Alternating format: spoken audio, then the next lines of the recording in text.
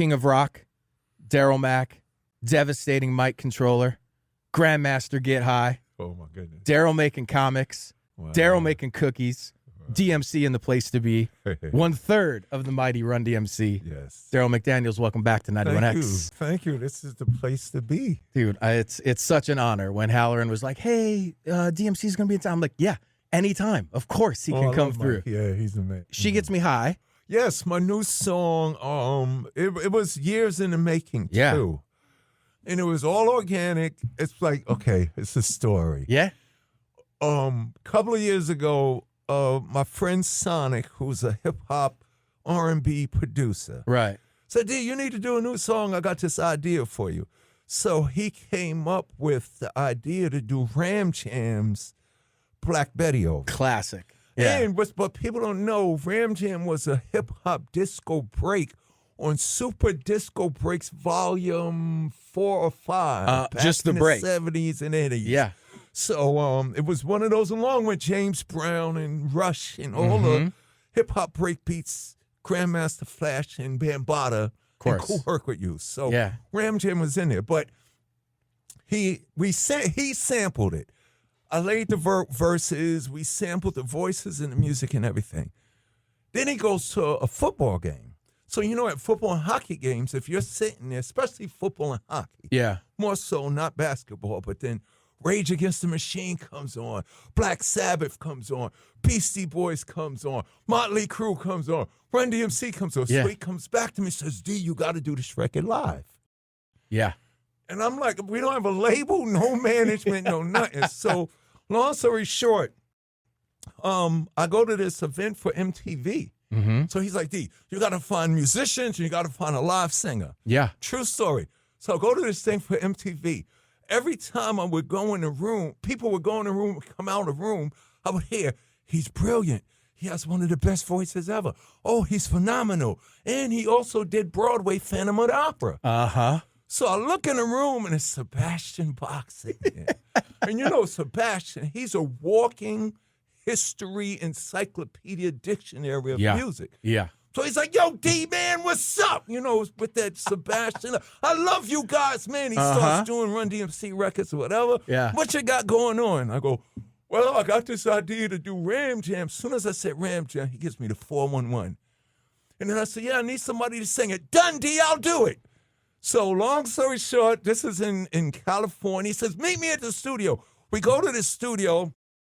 Sebastian comes in the studio. It's me and the engineer. Uh-huh. He does all the plugins. Okay. He goes and sets up the mics, and then he goes in and he does all the vocals. Then he comes out. This is a true story. He sits down, play it. It's the best thing me and the engineer ever heard. He says, I'm not using that one. I got to do it all again. Of course. So he was Of perfection. course. So long story short, I got Sebastian on a record. Yeah. The next thing that happened, we happy. Oh, we got one of the greatest voices in rock ever on the record. So then my friend calls me. I've been sober for 22 years so far. Congratulations. So since 04. Yeah. So my friend calls me, D, I know you don't want to go to parties, this and that, but I'm having a party. Please come to my party. I'm like, no. I'm trying to stay away from the alcohol and stuff like that. And he's like, you ain't got to drink. I ain't going to put you in the party room. You know, you ain't got to see the strippers and you ain't got to see the cocaine, none of that. I'll keep you away from all of that. So I go, no, I don't care. This and that. He just goes, please, D. And I go, oh, since you're my friend, I'll come for 1 hour. Yeah. So I go to the party that I didn't want to go to. Travis Barker walks up to me. Yo, man, most people jumped on the Run DMC train, would walk this way, but I was there since Rockbox. And I was like, oh, that's like, official. Like, before I walk this way and King around. So he knew, and he just goes, is there anything you ever need me to do? Well, Travis, I got Sebastian. What you got to do? I'm in. So I send him the music. He lays the drums. Yep. I'm at a call for, now I got Sebastian and Travis. So a few weeks go by. I'm at a meeting for a cologne deal. Okay. I didn't want to do cologne. Random, but all right, sure. So we can learn. You know what I'm saying? What's going on? So in the middle of the meeting, the phone rings, and the lady, she's trying to be polite to me. DMC, I'm so sorry. I have to take this call. Like she's trying to, you know, be professional. And I don't mean to interrupt this important meeting with your royalty. About cologne. And I'm like, yeah. And I'm like, no, it could be your husband, your son, whatever. take the call. And she says this, I got to take the call because it's Mick Mars. What? Take the call right here. Take the call. Push that button Yeah. right there. So he pushed the button, and she goes, Mick, I'm so sorry. I'm in a meeting with DMC. And he goes, DMC? Man, I love them guys and this and that. And she's like, well, tell him yourself. He's sitting right here. Yeah. So, hey, Mick, this and that. And this is beautiful. Me and Mick, we get in a discussion about hats. Oh, yeah. He's a hat guy for sure. He wears the hat. Yeah. So that kind of like broke the ice. And then he goes, DMC, if you ever need me to, Mick, I got Travis on, and what, this and that. And I said, okay, I'll bring you to New York. He goes, no. Come to L.A. I'm going to make Nikki Sixx give us a studio. We'll do it there. Perfect. I fly to L.A. Nikki Sixx pulls up in his pajamas. It's like 11 in the morning. Throws us the key and said, don't burn out my studio and lock up when you finish. So we get to see Mick lay. And Mick was funny. He was like, I can't move like I used to. Yeah. He has the bone thing. Yeah. If you need to talk to me, you got to come stand in front of me. Yeah, he's not whipping around anymore. Yeah. But his guitar tech put the guitars in his hand. And he did. You know that Ram Jam Black Betty is? Of course. It's hard. Yeah. Yo, he killed it. So now we got Mick, we got Travis, we got Sir, and me and what's his name happy, but then we had a problem. We need a bass player. Yeah. So then we went to look for Flea. Flea was busy on tour. Sure. And Flea was funny. He wanted to see Bootsy. I love musicians. They're so sincere. He was like, no, you don't need me. Go find Bootsy. Yeah. So we went to find Bootsy. Bootsy was busy than this. So Sebastian goes, I'm going to roll the dice. I don't know if this is going to work. I'm going to call my good friend. And I didn't know at the time. So he calls, and Duff picks up. What you got going on? This and that. Sebastian, we got this record. What? Send that to me right now. I want to hear that. We sent it to Duff. 5 minutes later, he's like, send me all the stuff. I'm laying my drums right now. That's amazing. So we got this song where we did a tribute to Ram Jam's Old Black Betty. Yeah. And then I had to go to Ram Jam's people, and I had to go to Lead Belly's people. Right, yeah. I mean, it's a Lead Belly record, right? Right, it's a 30-second long original blues record. They heard who was doing it, says, yes, y'all can do it. So the only thing they said was, because they don't want us to take from the Ram Jam or the Lead Belly version, you can't name it Black Betty. Right. So one of the lines that Sebastian say is, she gets me high. Uh-huh. I say, yo, let's just call it, That's she it. gets me high. So that's how all of this came together. It's incredible. Beautiful story. And we're just excited because, you know, not just America, but globally, everything's so divided. There's a lot of beef going on. We say, run DMC or Run DMC, Mick Mars from Motley Crue, Duff McKagan from Guns N' Roses, Sebastian Bach, Skid Row, and Mick Mars, Motley Crue. All 4 generations of rock and roll come together to have fun. Yeah. Something to make the people smile. Yeah. And what people don't realize that it started with me, then it got to Sebastian. He was happy. Then it got to Jack. He was happy. Then it got to me. And that's how this world is. So music, I always say this, music succeeds where politics and religion fails. When Steven Tyler took that micro stand and knocked Busted down through the wall, that really happened in the world. This is an example of that. Yeah. How important is it? I hear that story. The immediate thought is like, you have to put yourself out there. You have to be in those positions. You didn't want to go to that party. I did. You didn't want to be around those people. You didn't know what it was going to lead to, but okay, I'll take it. Very important you say that. Yeah. So how important is that even, you know, this far into your career to still be open to new ideas and interact with people and kind of live that it's probably experience? One of the most survival techniques that's necessary for existence in whatever your trade or making a living is. It's funny you just said that like that. Be open-eyed. Originally, me and Run didn't want to do Walk This Way the way y'all hear it. Right. We were just going to sample. We was going to steal, sample. We was going to steal. We were going to borrow Aerosmith music, and we was going to rhyme about how important we are over their music. Right. Rick Rubin, one of the greatest producers ever, it was his idea to say, do the record over the way the band originally did it. Jam Master Jay, rest in peace. Yo, that'll be a great idea. Me and Ron, remember Different Strokes? When Ron would call, what you talking about, Willis? Yeah, of course. So me and Ron was like, what you talking about, Jason? Because the original verses was their music, 8 parts of drums, Right. 8 parts of drums and guitar, Right. and then back to the beat. But Typical Jay would have to hip-hop bring lead. it back before Jay the vocal would start. So right. Jay was literally going to do it. My rhyme was, because we came out in 83. Our first single was 83. Right. It's 86 now. Right. We already had Rockbox and King of Rock. Right. Rockbox got us on MTV. Even at that point, they were still saying, where you going to be in 5 years, DMC? This Walk This Way Adidas thing is cool, but we know hip-hop's going to die like disco Right. died. It's a trend. Yeah, Yeah, so yeah. my rhyme was, I'm DMC and the place to be. Been rhyming on the mic since 83. I'm the best MC in history. There will never be an MC better than me. That's why you're going to call me King, the whole King thing. And then Run was supposed to go, DJ Run, and I'm having fun, and I'm number one. Typical Run DMC stuff. Right. Rick goes, no. You know how Rick talks? And he Yeah, it's does the very head zen. shake. It's very like, yeah. No, guys. Do the record over the way. And it's something hypnotic about Rick Rubin. Yeah. I'm telling you, his secret, he worked with all his favorite musicians just by walking in a room. How do you do that? Yeah. It's some zen And by the way, thing. doesn't play instruments. Nothing. Right? But he does it's his presence and what he does brings this out of head people. shake thing when he talks. Hey, guys. Oh. Watch his interviews. Yeah. He starts doing that, and you okay. He goes, do the record over the way the band originally did it. No, Rick, we don't want to do that. He just started going, Yeah. we don't want to, okay, I will do it, Rick. And that's how he did it. But Yeah. it was Rick ideas. So they always ask us, did you think Walk This Way was going to do what it was going to do?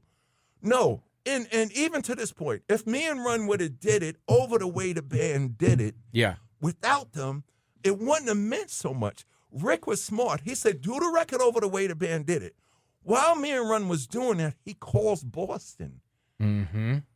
He calls Aerosmith Camp. Mm-hmm. Hello, my name is Rick Rubin. I know you know who Run DMC is. Right. They're doing your record over. Do you want to do it? Is Rick still in the dorm room at this time? Probably or is he, so. Okay. Yes, probably. Yeah, he was still in the dorm room. Right. And the beautiful thing is Steve and Joe go, oh, those Run DMC guys, we like what they're doing. Mm-hmm. Even though they don't play instruments, it's musical and it's rock and it's innovative.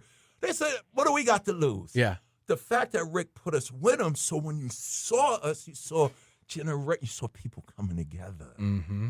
And that was, everybody knows it gave birth to Korn, Limp Bizkit, Rage. It just started. 100%. But it didn't give, they were already doing it, but until Steve knocked down the wall, we didn't know that we could really do it. Yeah. And, Public Enemy and Anthrax. Yeah. So after that, I go speak at high schools and middle schools. And one of the things, just like you said, Rick, I always tell kids, always be open to try something new, because not only will it change your life, it could be something that would change the world. Right. And that's what it did. Yeah. That's It's crazy. like Tupac used to say, like, I might not be the voice that changes the world, but I might inspire the person that does. 100%. So you never know 100%. what path it's going to. Exactly. You Yeah. mentioned Travis, and we love Travis around here, obviously. You mentioned that he came up to you and was like, I've been a fan since the beginning, the whole thing. Rockbox. Well, so it made me think, like, Sucker MCs, and it's trick. Wait, was it's it? like that. When the first Sucker two MCs and It's singles. Like That were your first two. That was Yes. the single, basically. Because it was And- the A side, B side. Right. Yes. And you're still in school at this point. Yes, You're still I'm in St. John's? 18 years old. Yeah, I'm in St. John's trying to figure life out. Yeah. I'm taking business management. I realize I don't like accounting and none of that. Mm-hmm. So I had to say, what could I do? And my mother went crazy with this. I was like, what could I do? Before rock and roll and before hip hop, all I did as a kid was read comic books. Okay. Read from kindergarten, read, collect, draw, read, collect, draw. That's all I did from 8th grade. I was a straight A student, not because I wanted to be a scholar. In 1st grade, I realized I need to understand what Tony Stark, Reed Richards, and Professor X is talking about. And this is me in 1st grade. I'm going to pay attention in school so I can understand what The they're comics talking that you're about. reading And at I was home. a straight A student all the time. Wow. And here's another beautiful thing. At the time, the educators was like, kids shouldn't read comic books. Now, rightfully so, they need to study the textbooks and workbooks. Sure, That's of course. true. Yeah. But I'll never forget, Miss Peterson, my 2nd grade teacher, In school, I was such a good student that I would finish all my class assignments early. So you probably know about this. You set your workbook or textbook up like this. Yeah. So it's, Yeah. Put the comic book in the middle of it. And you make sure you sit in the back of the class. Yep. So while everybody's paying attention, you done did with it. Miss Peterson used to always go, it was like she was psychic without looking at me, but she knew what was in the middle of the book. Mr. McDaniels, and I'll never forget this, I'm second grade. So Mr. McDaniels, I would hear that, and I would look around to see if my father was in the Like, room. my dad behind me? Yeah, because she's going, and she was being, I'm polite and stuff like that. And Yeah. I'm looking like, and she says, no, I'm talking to you, Mr. McDaniel. I'll go, me? She would go, bring it here. And I went to this Catholic elementary school. If Sister Nazaire took your comic book, you never getting it back. The joke was on Ash Wednesday when you smell the ashes burning that they put on a Catholic. It's the comic it's your book. comic book. But Miss Peterson would take it, and you'd be sad, and you'd be walking out at the end of the class, and she would say, Mr. McDaniels, she would give it back because she put 2 and 2 together. Yeah. The fact that this kid is reading, I'm not going to take away the thing that's inspiring him to read. So read, collect, draw, read, collect, draw, read, collect, draw, read, collect, draw, read, collect, draw. All I was inspired by was comic books. So when we got around this like that in Circumcise, and I'm in first semester of St. John's University, I realized I gotta grow up. Yeah. So I went to my mother and said, Mom, here's my options. I'm changing my major. I'm going to take architecture. Because at the time, he wasn't computers yet. Right. Remember, everything was hand. Yeah. I was like, I could draw. I'm really good with that. Yeah. I could be an architect. My other option was a graphic design. Remember, this is before computers and everything. You would do hands-on. I could do that. This is one my mother hated. And if that don't work, Mom, I'm dropping out of St. John's and I'm going to go make comic books and for Marvel Comics in the newspaper. Okay, at that time, that's a better career path than being a rapper. Yeah, 100%. Like, at least there were companies that hibbity stuff is not going to. Imagine that hip. You ain't even saying that. That's what my mom said. I love my father, rest in peace. Yep. He was like, woman, come on, calm down. And I just love my dad for saying this. Look, if he just want to draw comic books and funny papers and not make money, at least he'll be happy. That's right. And I was like, Mom, listen to that. She was like, oh, hell no. And I remember sitting in St. John's, the room, the lunchroom where we hang out at St. John's, and everybody that went to St. John's going to love this, was the Ratskeller. It was called that. Okay. So I remember sitting in there. We got the record deal. Here's another thing for listeners, especially the young people. We went to 49 record labels. They all said no. Yeah. This hibbity how, the message and all that was out, but it was like, it's not going to last. Right. We're not taking a chance with you. And on the record, the guys rhyming about St. John's University and chicken and collard greens. Nobody wants to hear that. And I only wrote it because most of my rhymes was like my diary. I'm like You're like looking DMC. around, like, this is what I had for dinner, and this is where I go to school. So Run's brother, Russell, takes 49 no's, and then the last 50 said yeah. So another message to the young people out there, never give up, because you never know when you're going to get the yes. So I'm sitting, and Run's calling me, because he's focused on making records, because Run was a rapper at 15 with Curtis Blow. Okay. Curtis Blow was the first rapper. People forget about Curtis Blow. The message in Planet Rock was so big, but Curtis Blow had the record called The Breaks. Of course. He's all the breaks. Yes. So Curtis Blow was the first rapper signed to a major label. He was on Mercury. Everybody else was on independent. So Run was going to have his solo career. He found out the kid with the glasses that like comic books could write rhymes, so we formed Run DMC. I'm sitting in St. John's University trying to figure out I got to grow up. And the DJ plays the record, Circumcise, over the loudspeaker at the Ratskeller. The whole, remember now, there's no video and no album covers. And hip-hop was only on the radio Friday, Saturday night, Mr. Magic, Red Alert. Sure, of course. The whole Ratskeller gets up and starts dancing, and this is me looking, who are these guys? This is the best hip-hop we ever heard. This and that. And people's like, I hear they from Queens, whatever. He even talks about St. John's Junior School on here. So, Rick, so you're sitting there. And yeah, and I'm looking, and here's what I said. I'll never forget this day. I'm looking at him go crazy for the song that I just made with my friend Joe for this hip-hop thing. And I look up, Rick, and I'm thinking, change my major. I got to grow up. I got to get a real job. Right. I got to have a life and stuff that I looked and I said it. I'll never forget it. I was going to say something, but then I said, oh, that'll never last. Ooh, look at this. Telling you the story. I think it worked out okay. You know what I'm saying? I think it really worked out to be okay. Then I had to go home and tell my mother. Because I didn't tell him I made a record with Run. Because she didn't like the Hibbity House. I had to secretly go to the studios. The night I came home from the studio, it was 2 a.m, but my mother knew we was either in the basement or we was at Joe's house. So my mother was like, where was you, boy? And this was I graduated June of 82 from high school. I was a class of 82. August of 82, we made the record. So now it's September and it's playing. I go, Mom, Dad, sit down, there's something I need to tell you. Yeah. What? I go, remember that day I came home late in August? And they're like, yeah. I wasn't really at Run's house. That's funny because Run had a record. Right. I really wasn't at Run's house. She was like, where was you? I said, Mom, you know that Rapper's Delight song? Yeah, that hibbity hobbity song. I said, I got one of those. And she was like, hell no, this and that. Like, she was like, she was so disappointed. But this is what let her make me go to my first show. In the early days, we was getting like 1,000 and 1,500 a show. Just to do 3 songs. Yeah. 18 years old, fresh out of high school. I thought I was like a billionaire. I made it. Yeah. So my mother was like, no, you can't do shows. Go upstairs, get in the books, figure out this and that. So Ron was like, yo, we're going to be making $1,000. So we had to book like 20 shows. So this is how my mother let me go start my career. I had to figure it out because Joe would have been disappointed if I go, my mother's not letting me go. I got to go back to St. John's. That would have been the end of the group. Put all in this work. Russell's our manager, and we get this and that. So I went to my mother and Mom, Dad, sit down. Here's what I do. Every bit of money I make this summer, now you got to understand, I'm only thinking this is going to last one summer. Right. Look, I'm 62 right now. I was thinking when I'm 62 and my sons and the kids there, I'll be able to say, hey, you young whippersnappers, you hear this hip-hop thing that's going on? I had one of those before it even got anywhere.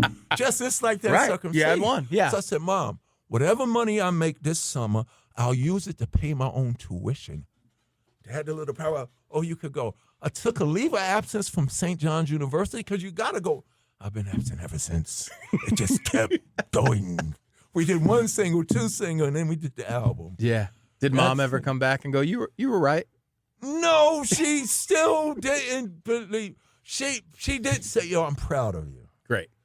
She said, and she was proud of me for believing in myself, doing something that nobody else believed could even happen. Mm-hmm. But she still wanted me to be, you know, the doctor or of lawyer. course. What typical That's what parents think. You're set after you do that. Of course. Okay, I want to get into the mixtape stuff. I'll just run through them, but you tell me just a few thoughts about either why you love this song, why you love this artist, why you. So, Nirvana, Come As You Are. Because it speaks me. Don't be ashamed of who you are. Come as you are, because no matter what is going on in your life or what is going on in the world, you do have something of value that will be necessary towards your success, and even not success in other people's vision, acceptance. You are perfect as you are. And that groove. It's got a groove. Like it you know, certain songs, a lot of them, and especially in rock and across the board, but certain songs have this special essence when it emerges. And you know it's something special. You know, and once you really get into it, you realize it's really not that different from you. Mm-hmm. So coming as you are, so many people in the world, like I've been sober for 20 years, so I'm thinking, I'm the only alcoholic person in the world, woe is me. Right. But once I'm not ashamed of being an alcoholic, and I say, yes, I'm an alcoholic, and I went to rehab, and I have mental health issues, me too! Yeah. So you're never alone. Come as you are. Don't change who you are to fit in. You know, look at Run DMC. They was like, this hip-hop is going to be gone in 3 years. Y'all don't even make music. Now I'm in the Rock and Roll Hall of Fame. They let me in after sampling all their music. Borrowing. Borrowing. You picked a Motorhead song, Year of the Wolf. Yeah, Tell me about Lemmy and Motorhead and that sound. And yeah, the sound is, it's aggression that is not disrespectful to the so-called establishment. And I think that's what was unique about Lemmy, because like even when you went to L.A., you found him sitting at the end of the bar playing at the Rainbow. at the playing Rainbow, the poker games. Yeah. What's up, guys? What's going on? This and that.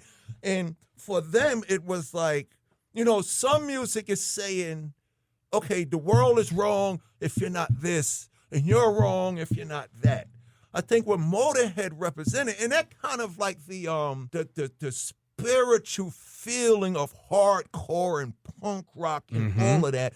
And if you're looking at hip hop, we had that spirit in us, but we didn't know that we could use it to define ourselves. So in Ace of Spades, you know what I'm saying? That the Motorhead in Lemmy, the person he was, resonates with everybody. I remember for the Rock and Roll Hall of Fame, they did a special where it was Chuck Berry's 82nd birthday. So they called me out, the Ozzy Brothers, Bonnie Raitt. Great. And Lemmy, and there was about 12 other great musicians. And I remember at this event in Cleveland, it was very corporate. Sure.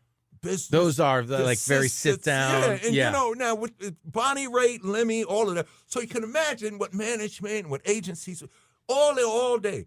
And we can't start rehearsal till Lemmy gets here, right? So it was funny because one assistant would say, we need to get the waters, and then that assistant would have to go to this other person to tell that. But that whole thing you see in TV and the movies that was going on.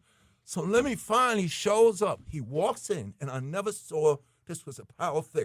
You know, and rightfully so, the assistants and everybody's trying to do their job. Sure. They don't want to mess up this and that, make sure the rooms and stuff, make sure the transport, they doing that whole thing. Lemmy walks in and said, hold on, before we start, tells all the business people, y'all go over there and sit down. We're going to handle this from now. And all the people went and sit down, and then we went and we had this rehearsal, and I never saw the relief on these people's faces. He just changed the whole vibe to where, stop taking this so seriously. Right. Like, this is what it's all about. Right. This is rock and roll. Yeah, he walked in, and he said, hold up. Told all them so-called important people, y'all go over there and sit down, and we put on a show for them. Yeah. So, and I'm a huge Walking Dead fan. Oh, yeah. When that came on, when I was watching Walking Dead. That's so, great. like I said, I was connected. Yeah. Bulls on Parade, Rage Against the Machine. Representing the oppressed person's desire to be heard, utilizing an art form to make people seriously pay attention. Because it sounds so good. It's so good that even if you didn't know they had a purpose with the music, it draws you in. And it's an energy that we are all blessed to have, but to be bold enough to stand up and say something about it. That was my attraction to Rage Against the Machine. To say, no, here's what we're talking about. This is why we do it. And that's the only purpose of it. But we didn't know we was going to get a gift out of it. Right. And then the way Zach just delivered it, like stupendous. And it was what I like about Rage Against the Machine, and I always talk to Tom about this stuff. You know, Tom, he's funny. He said when he heard King of Rock, he knew it was good to be here on this earth. So I didn't know I was doing it for that minute. Then when I heard Rage Against the Machine, I knew it was good to be here on this earth. Full circle. Like that. Full circle. And you have Power to the People coming up with Tom Morello, the festival. Yes, October, yes. He called me, and I'm, like, scared to death. I mean, you shouldn't be scared, but it's going to be incredible. Yeah, like an important event and amazing people. And for I love that. We mentioned Bambaataa, Planet Rock, Africa Bambaataa. Yeah, Bambaataa, Africa Planet Rock. That record, Planet Rock, significantly explains what hip-hop really is, because people don't really realize, besides Aerosmith's Walk This Way, James Brown's Funky Drummer, Bob James, the jazz guy, Take Me to the Mardi Gras, Kraftwerk. Yeah. From Germany. Yeah. People listening, Kraftwerk is a huge influence of the hip-hop genre. So everybody that's hating on it still to this day. I'll give it to you in the beginning. You didn't understand Right. it. But we existed with hip-hop because of rock and roll, George Clinton, funk, jazz, R&B, the disco records everybody threw away. When disco died, they threw away all those records with those bass lines. We was like, y'all don't want this? What's the saying? Another man's trash is another man's treasure. Yeah. But Kraftwerk is a huge influence on hip-hop. Yeah. A lot of that electronic club sound was Mantronics in the early years. Like we were doing what Kraftwerk was doing. We was Arthur Baker who produced the record. Right. We were doing those things, but we didn't know what we was doing because the pioneers that created hip hop, the world thought we didn't have nothing, but we had all this vinyl and we had all this music. So there would be no hip hop culture in the record industry without the message. Rappers alike, let's give rappers alike, but it wasn't like they wasn't real rappers. It was they put it together. It was the first boy band. Right, exactly. Right. But rappers alike, you got to give it its props. Sylvia Robinson for having an idea. The Message and Planet Rock are the definitive. Here we are in the music business, whether you like it or us or not. Alabama Shakes. Hold on. Hold on. Yeah. Yes. That record is, Sarah McLachlan's Angel literally saved my life. Go ahead. For the long story short, y'all, there's a storytelling organization called The Morph. Yeah, of course. TheMorph.org. For all the listeners, I don't want it to take all day for me to do it here. Go to TheMorph.org, punch in Daryl McDaniels, DMC, Angel. And that's all I got to say about that. You did a moth? I didn't even know that. Sarah McLachlan, who was here last night, I'm here. Yeah. Yeah, so Sarah McLachlan's Angels literally saved my life, and Hold On keeps me going. That's all I got to say. It's kind of just gave me chills right there, my friend. Hold On. Brittany, I love you. Alabama Shakes. Your sound is ridiculous. Like nothing else. That record helps me every day. They're doing Power to the People too, right? Yes. Yeah. Oh, I'm going to get to see them. Man. Like I seen her before and I was scared to go up to her. I forgot where I was at. Oh, that's her. But also, you know who you are, right? You of all people. The same thing when I met Sarah McLachlan, when I tell the story, I was like, oh my God, that's that lady. When I walked up to her, she started going, Run DMC, it's tricky. Yeah. And in my head, I was like, even Sarah McLachlan likes your music. That's because I was at my lowest point ever. I wanted to commit suicide. And my voice, the voice in your head, CD, that's a good reason to stay alive. Even Sarah McLachlan loves you. But you got to listen to the Morph.org DMC Angel story. Yeah. It'll let you know. Oh, that's so great. I can't wait to watch that. Daryl's Dream and Christmas in Hollis, which I guess came out last Christmas. The kids book. Yeah. It's full circle. You were thinking about being a comic book artist and illustrator, and now you have your own. And it's funny, all the teachers, when I love school. This is crazy. I was one of those kids. Because it was kind of selfish. I need all the education so I could understand what Tony Starks is talking about. But I just love school. I was one of the kids that hated the summer vacation. Usually when you're little, we all start hating the summer vacation the month before it's time to go back to school. Right. Because you did it all. Right. I don't care what generation it was, in the 30s and 40s, 50s, 60s. When it gets like August, or if you got to go back in August, when it gets like July, and you're into the beach, you're ready to go back because you want to see your friends. Yeah. Well, I was that kid that hated the idea of the vacation because it stopped me from learning and reading. And I thought I tell this story to the elementary school kids. It was my friend, might have been David Sinclair in 3rd grade, who told me I was so depressed about having I don't want June to come because June, July, August, and we got to wait till September to come back and, do the. And I was crazy, though. I had a problem because I would doodle in all the textbooks and draw and I would always get in trouble for doing it. Of course, yeah. And I didn't understand. The teacher would just basically say, no, we love your artistic abilities, but the book has to go to another kid. You're leaving in 3rd grade. So right. But it was David Sinclair who said, D, what? There's a place. Like the library in school? I was like, yeah. there's a place that has a library 24 hours, 7 days a week. Or, well, not 7 days a week. Yeah.